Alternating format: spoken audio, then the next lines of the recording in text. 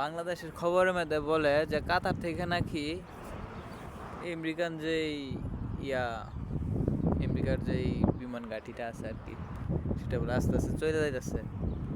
তো আমাদের প্রজেক্ট হচ্ছে, কাজ হচ্ছে যে কাতারের ওই যে আমেরিকান যেই ঘাঁটিটা, ওই ঘাঁটির পাশে, ঠিক আছে। তো বাংলাদেশ হচ্ছে পাঁচাটা গোলাম আর কি। বাংলাদেশে কিন্তু আমেরিকার পাঁচাটা গোলামি, আমি যতটুকু ভাবি। প্রতিদিন ভাই বিশ্বাস করবেন না, এখানে 20 থেকে 30টা এরকম বিমান নামে, মানে যাইতে দেখি খুব কমই। যারা কাতারে থাকেন কিংবা এই এরিয়াতে থাকেন তারাই জানেন, ঠিক আছে।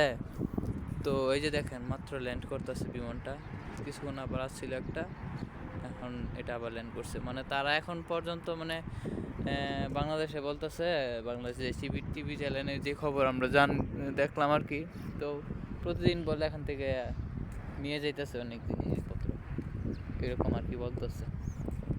তো যাই হোক, সবাই জানে, সবাই বুঝে, আমি বুঝি না যে এখানে হচ্ছে যে এই এরা কি। আর আজকে যেই পরিমাণ মানে যুদ্ধ বিমান যেগুলো এদিক দিয়ে প্রচুর পরিমাণ মানে পাক দিছে, মানে কিছুদিন ধরে কাতারের অবস্থা এরকম দেখতেছি আর কি।